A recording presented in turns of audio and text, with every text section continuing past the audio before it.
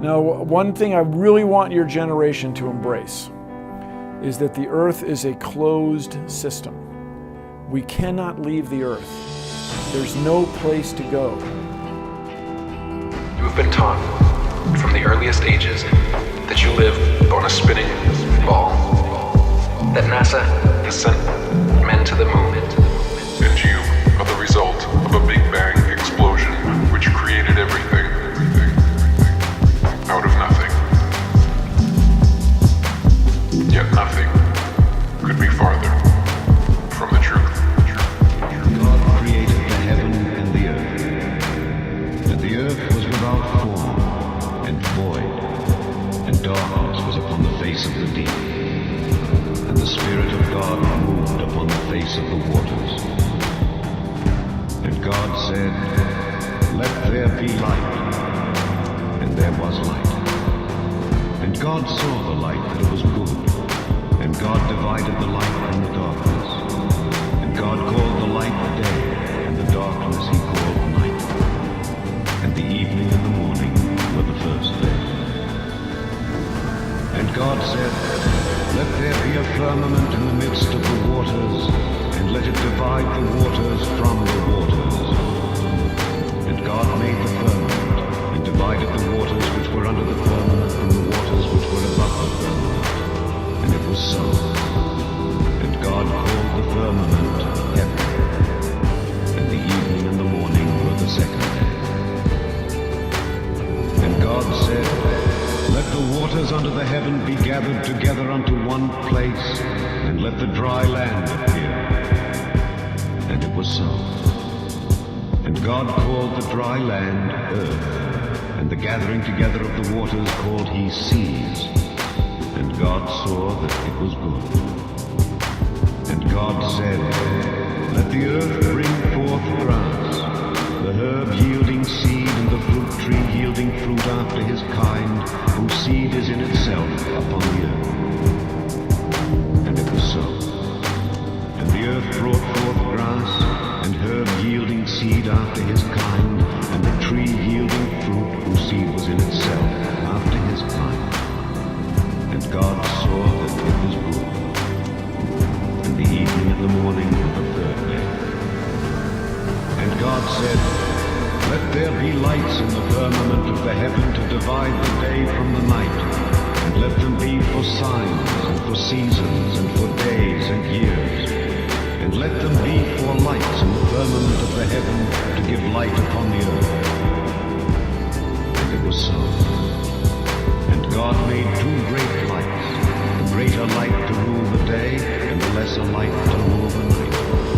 He made the stars also. And God set them in the firmament of the heaven to give light upon the earth, and to rule over the day and over the night, and to divide the light from the darkness. And God saw that it was good. And the evening and the morning were the fourth day. And God said, "Let the waters bring forth abundantly the moving creature that hath life, and fowl that may fly above the earth in the open firmament of heaven."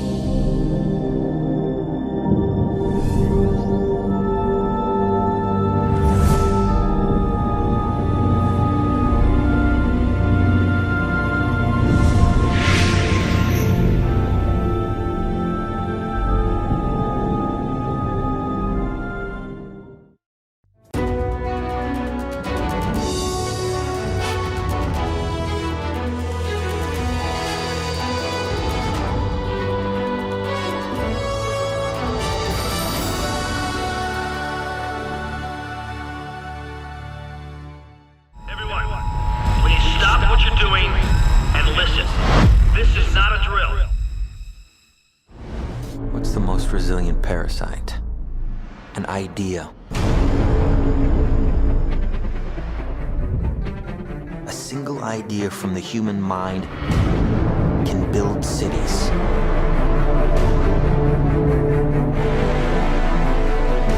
An idea can transform the world and rewrite all the rules. Which is why I have to steal it. He's hiding something, and we need to find out what that is. We gotta break out of here. Give him the kick!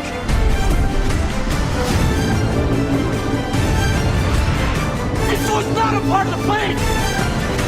Wake me up! Wake me up!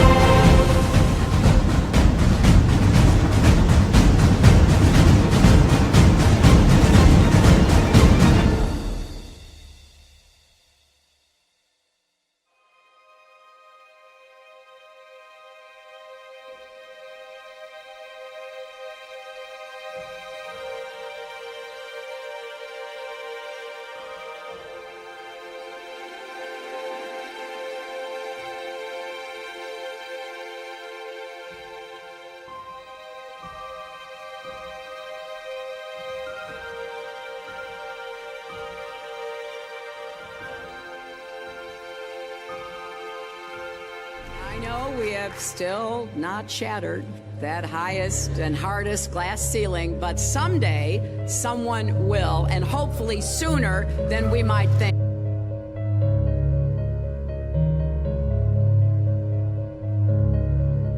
As the galaxies go whizzing by over the glass domed ceiling. Now tell me that doesn't work for you. If it's true, does it change how I live my life? This is something that is not an easy answer because of the magnitude of what we're talking about here. How it will change your life, first of all, when you understand it, is dramatic, to say the least. Will it change you from having to go to your job every day and the things that you typically do every day? No. But when this knowledge becomes more mainstream and these agencies are starting to be held accountable, and you understand that they're all participating in this, not just the United States government, not just NASA, but China, Russia, India, all of them have space programs. They all have the same symbolism. They're all doing the exact same thing to their citizenry. And the first thing you have to understand about this is that the deception goes all the way to the top. And when I say all the way to the top, you have to kind of get rid of the notion that the people at the very highest levels are working together.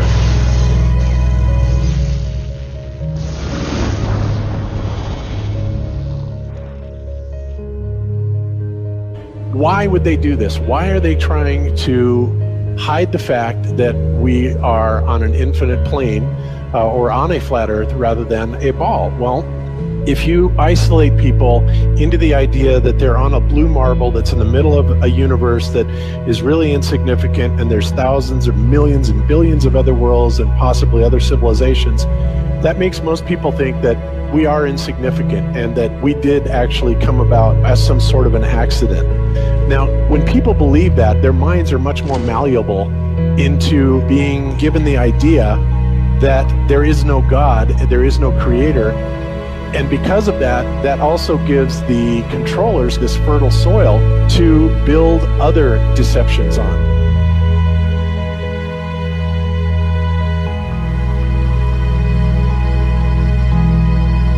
Why do you think that Truman has never come close to discovering the true nature of his world until now? We accept the reality of the world with which we're presented.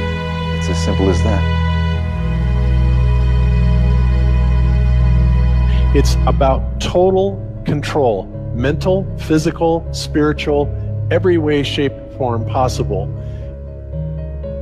You have to remember how big of a conspiracy this is. This isn't talking about just the JFK thing, or isn't talking about just 9/11.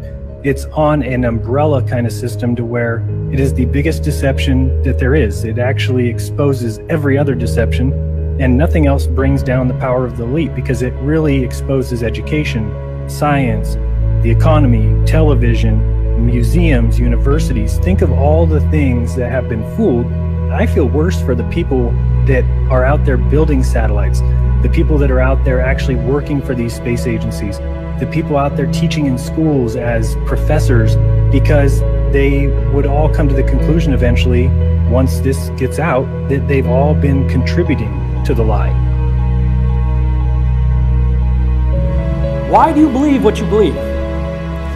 Prove it without using NASA or any other space agency, the government or military of any country in the world. Why would I say that?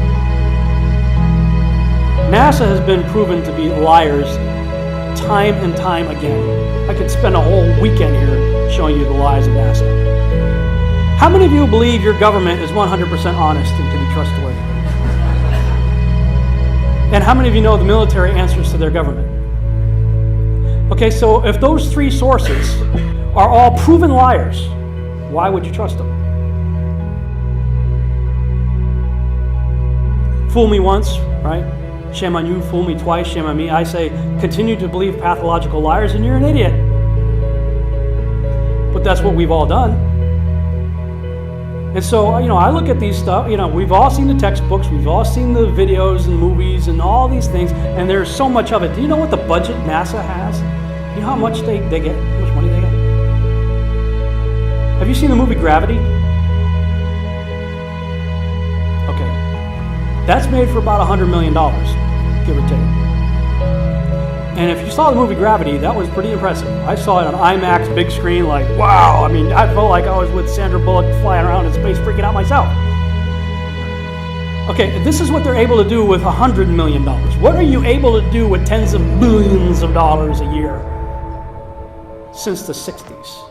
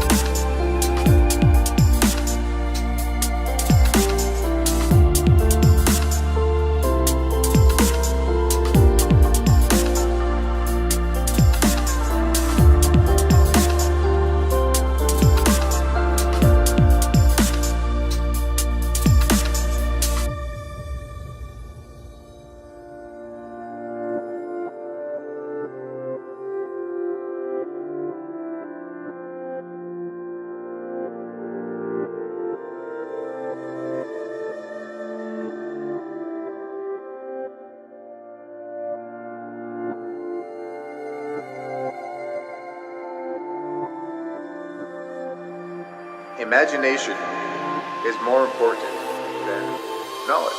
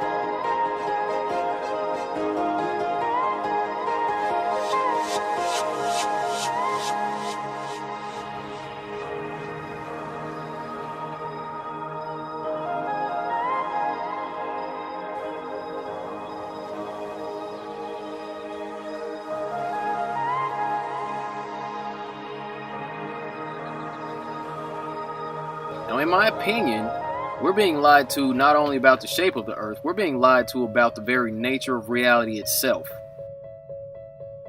In 1954, Admiral Richard Byrd, a highly decorated naval officer, conducted an interview where he alluded to the idea that there may very well be land beyond the poles. Admiral Byrd, you've been to both the North Pole and the South Pole. Is there any unexplored land left on this Earth that might appeal to adventurous young Americans? Yes, there is. But strangely enough, there's left in the world today an area as big as the United States that's never been seen by a human being. And that's beyond the pole, on the other side of the South Pole, from Middle America. And I think it's quite astonishing that there should be an area as big as that unexplored. That's a tremendous So challenge. there's a lot of adventure left down at the bottom of the world. Admiral, do you hope to see that? We don't know. That's the big problem. We don't know where we are. Okay? That's what we're all trying to figure out here. But there is the Antarctic Treaty where, 53 or so nations have signed saying that no one's going to lay claim to Antarctica and that there are massive restrictions for travel there. You can't just get up and go to Antarctica on your own. You have to have a tour guide with you, and there are only certain entry points, and there are limits on where you can go search. Personally, I think the unconquered south face is the only one worth scaling. It's a 20,000-foot sheer wall of ice, but that's never stopped me before.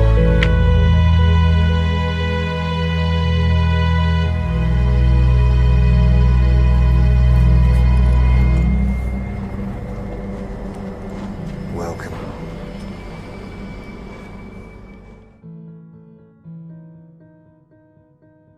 No, I just want to stand on top of the wall and piss off the edge of the world.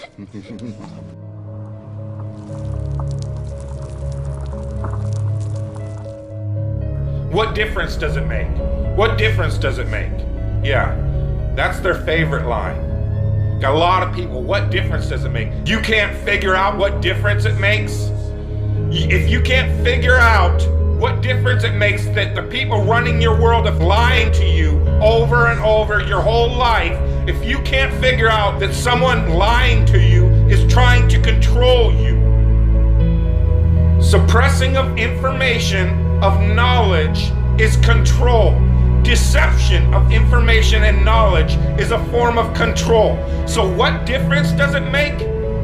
It makes a big difference, because once they start omitting information or lying about information about where you live, they're doing it to control you, period. Why am I having to explain this to critical thinkers in the truth movement? The way you control billions of people is to keep them divided and fighting each other. Flat Earth is not a psyop. Flat Earth destroys the psyop. Every psyop that's been used to control us for as long as they've known about it. So this system has been in power and control for hundreds of years, ever since they convinced the rest of the world that they didn't know where they live, and created this fantastical scenario to make people feel insignificant and to follow those that appear to know better. Why is the flat earth so important? Because it shows the deception. And if everybody would just come together and demand answers, they would be in checkmate. They would not know what to do. Train up a child in the way that he should go, and when he is old, he will not depart from it. I believe that's why we have so many who are indoctrinated to still believe and fight so hard for the heliocentric model. The reason being is because we've been taught the globe model since before we had the ability to think for ourselves. Think about that. Before you could think for yourself, before you could form rational thought, you've been taught that you live on a spinning ball, although your five senses tell you something totally different. Our senses tell us that the earth is flat and stationary, that the sun and moon and the stars rotate above us just as we see, that they make their annual cycles in such a way that we can calculate days, months, and years. of the passage of time, just like in Scripture. The earth in itself works like a well-designed timepiece, and we all know that any timepiece that we can think of has a designer. What if the lie is to hide the existence of that designer? What if they're lying to us about this because they're hiding God? Was I giving credit to an intelligent design and I was giving it to the wrong designer? Because if Satan is going to feed this complete idea into people's heads, we are going to find some intelligence behind it. And while you can look into heliocentricity and you can laugh and stuff, there are some pretty significant things that work out. There are things in that model that do work. They do lead, because there are a lot of people that have done excellent work in cosmology, in creation, to have a lot of people, whether it was biological or getting into the universe, in supporting that there must be an intelligence behind it. So now while we can laugh in one breath and say, nothing created everything, and that's ridiculous, and that's what they say, there's a lot of scientists that have still recognized that there's a handprint. There's something behind it. And that's what I'm telling you right now. The handprint is Satan's handprint behind it. So there would be a level of intelligence. The Bible's very clear that Lucifer was intelligent. He was an archangel. He's watched humanity for a long time. He studied it. He understands it. It would be very well put together. And again, this is how we know that it's not just men putting stuff together like this. This is spiritual in nature.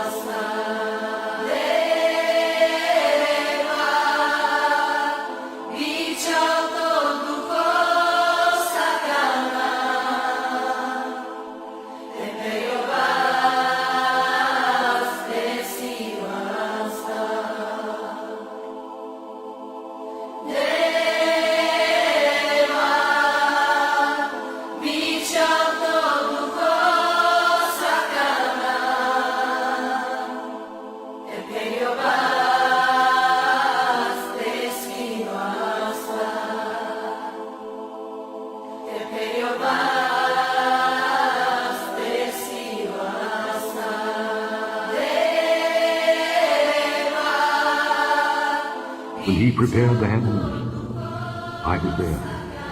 When he set a compass upon the face of the depth, when he established the clouds above, when he strengthened the fountains of the deep, when he gave to the sea his decree that the waters should not pass his commandment, when he appointed the foundations of the earth, then I was by him, as one brought up with him, and I was daily his delight, rejoicing always before him, rejoicing in the habitable part of his earth, and my delights were with the sons of men.